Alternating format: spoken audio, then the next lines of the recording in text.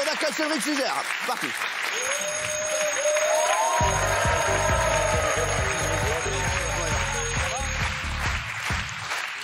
Je sais. Le pauvre, on voit qu'il prend ce qui reste. Ah, moi, ils s'habillent tous parce qu'on a important pour tout le monde. Et voilà. Et les deux, en tout cas, voilà, vous pouvez. Ça revient, on dirait tic et tac. J'adore.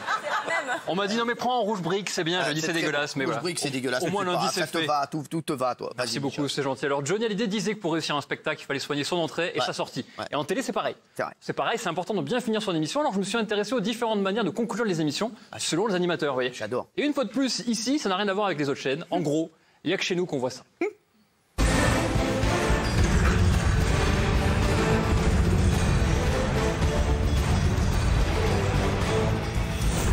Le taulier Michel Drucker, quand il dit au revoir, c'est carré, c'est précis, c'est du France 2. Merci de votre fidélité. Rugby dans un instant. À dimanche prochain. Laurent Romeshko, lui, il rend l'antenne, mais de façon très courtoise. C'est le mec le plus poli de la télévision française. Bravo pour ce 4e match, le 5e à venir pour Jérôme la prochaine fois. Vous souhaite de passer une excellente fin de journée. Merci de votre fidélité encore une fois. Et bien sûr, il y a Stéphane Bern qui rend l'antenne tel un gentil damoiseau. C'est la fin de cette émission. Je vous remercie de votre fidélité et je vous dis à très bientôt pour un nouveau numéro de Secrets d'Histoire. Alors que sur C8, voilà comment Cyril Hanouna finit son émission.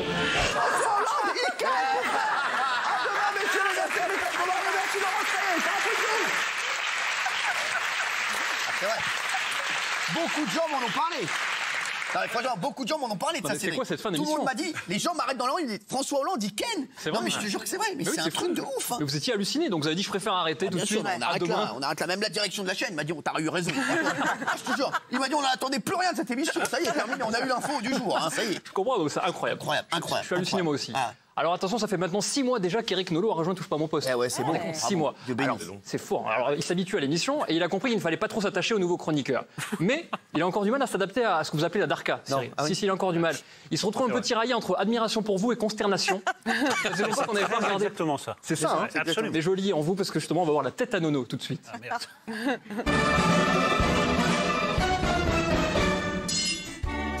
Alors Éric Nolot, c'est un poil regretté du pouvoir avec ses émissions politiques, mais il n'est pas très à l'aise quand on se moque d'un ancien président de la République, justement, on en parlait. Sur la vie de ma mère, frère, il est arrivé, baba, il a pris 25 kilos en 5 ans, mon frère, un truc de ouf. Il a dit Nikomouk total, frère. Il était chez Bébert, le roi du couscous toute la journée. Alors Éric est secrètement amoureux d'Isabelle, comme tout le monde, alors il n'aime pas trop qu'on la vanne. Vous êtes la seule marraine de Thoiry ? Non, j'étais marraine des 30 ans. Ah, d'accord. C'était il y a 100 ans. Alors déjà qu'Éric, faire des blagues téléphoniques, c'est pas son truc, mais les jeux de mots de Cyril sous le nom d'un restaurant, c'est encore moins sa spécialité. Alors c'est parti, on appelle le à tienne. Donc à la tienne. On part sur Et attention, quand Cyril Hanouna pose une comparaison dont lui seul a le secret sur les Césars, je crois qu'on a définitivement perdu Éric Nolot. Mais moi, ce que je déteste, c'est tous les discours qu'on entend, quoi. Faut pas y aller, alors. Ah bah faut pas y aller, là. Si t'aimes pas les discours, c'est comme si t'aimes pas les faits, c'est tu regardes des films. Non, parce que des fois, il y a du...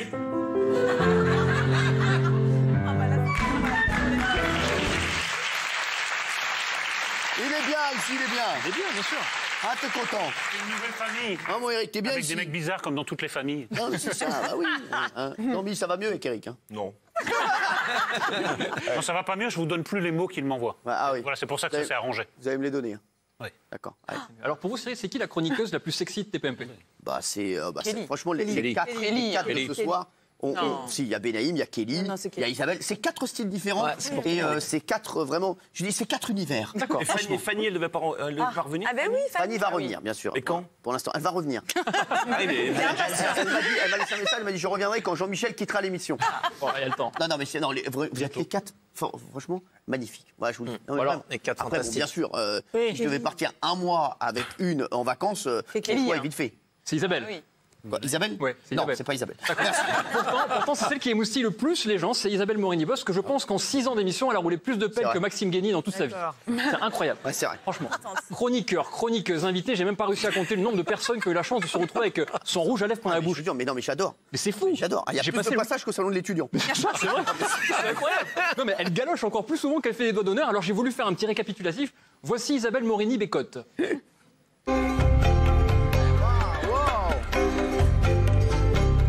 Laurent Gamelon fait 1m90, Mais ça n'effraie pas Isabelle la coquine.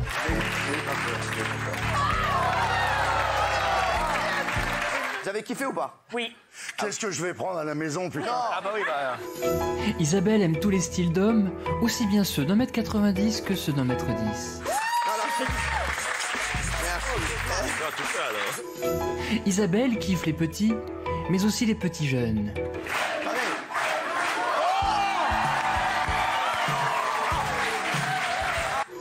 Isabelle aime ce qui est beau. Elle est donc très open, même pour les femmes. Et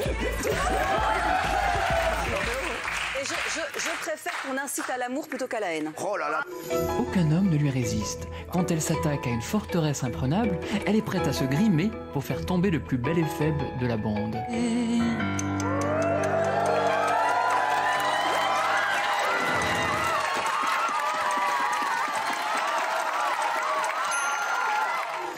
Et plus fort encore, la chroniqueuse la plus sexy du PAF a réussi à faire succomber Mister Tunisie 2002, qui ne s'en est toujours pas remis. Un smack au moins, ça va.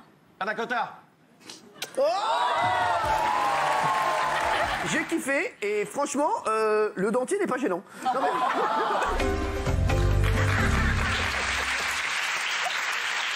On kiffe.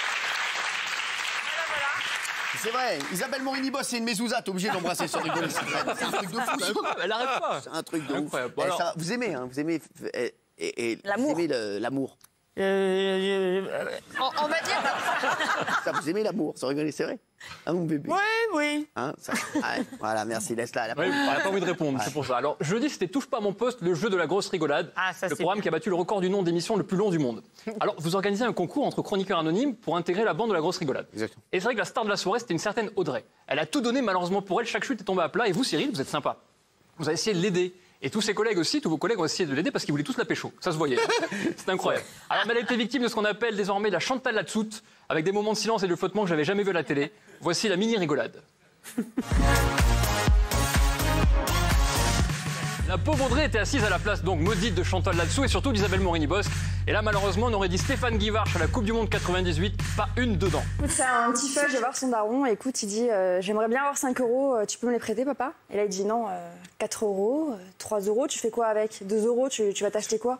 1 €, tu partes avec ton frère et puis tu rentres chez toi. Ouais. Oui. C'est que le début, d'accord, d'accord. Pourquoi les hommes sont comme les pruneaux? Pourquoi les hommes sont comme les pruneaux? Ouais, exactement. Quoi? Ben pourquoi? Ben tu les les matins et t'as la chasse toute la journée. Mais ça continue encore et encore. C'est l'histoire d'une petite fille, elle va à l'école, elle prend son chat. Et là, la maîtresse, elle dit mais pourquoi tu prends ton chat? Et là, elle dit ben en fait, ce matin, papa, il a dit à maman, si la petite, elle part, je te bouffe la... Oh ah bah c'est bien, Audrey. Mais ça continue encore et encore. Il est parti il y a 3 ans en Inde, sa meuf, elle est tombée enceinte. Il est parti il y a 2 ans en Australie, sa meuf, elle retombe enceinte. Il part la 3e fois à Tombouctou, sa meuf, elle retombe enceinte. Il dit cette année, c'est bon, c'est sûr, je la prends avec moi. Oui, bah oui. Okay. Oui, oui, c'est bien. On va sortir Audrey. Hein.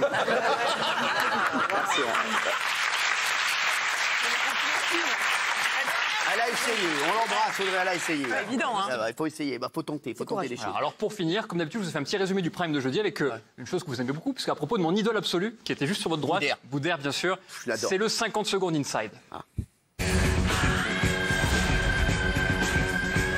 Bonsoir à tous et bienvenue dans TPMP, le jeu de la grosse rigolade. Et je la sens très très bien l'émission. Alors vous la sentiez bien l'émission, on dit souvent que vous aimez tout le monde, franchement je vois pas du tout pourquoi les gens disent ça. On t'aime, mon Jean-Marie, on t'aime fort, mon Jean-Marie. Oh, tu nous manques, mon Jean-Marie, on t'aime fort. Je t'embrasse, mon chéri, on t'aime fort. Gérard, je t'aime, tu es exceptionnel. Je t'adore, vraiment. Mais on t'aime, arrête, on est très content que tu sois là. Harry, on t'aime, frérot, si t'es exceptionnel. Harry, on t'aime fort, mon frérot, merci d'avoir été avec nous. Surtout, j'ai remarqué quelque chose à propos de mon idole absolue, mon ami Boudère. Quand il écoute une blague, il est complètement hypnotisé, c'est incroyable. Il voit le poulet, il accélère, le poulet, il le double, oh putain! Je vais vous raconter, mademoiselle, ici. C'est à vous tous ces poulets? Aidez, oui. Et pour le plaisir, on va quand même se faire une petite blague de Mohamed Ben Yamna, plus connu sous le nom de Boudère. Un mec qui est très religieux. Il est en Afrique, il se balade, il fait son safari, et à un moment donné, il tombe sur un sable mouvant. Et plus il descend, plus il dit « Mon Dieu, sauve-moi, mon Dieu, sauve-moi ». Là, il y a un pompier, par hasard, qui passe par là. Voilà, il dit « Monsieur, je vais vous aider ». Il dit « Non, non, non, j'ai pas besoin de votre aide, mon Dieu, il va m'aider ». Écoutez, monsieur, le sable, il est là, vous allez mourir. Il dit « Non, mon Dieu, il va me sauver, mon Dieu, il va me sauver ». Le pompier revient, il dit « Donne-moi ta main, tu vas crever ». Il dit « Non, moi, mon Dieu, il va me sauver ». Le mec, il meurt. Quand même. Quand il arrive là-haut, il dit « Mon Dieu, vous m'avez abandonné ». Il dit « Je t'ai envoyé 3 fois les pompiers ». Merci,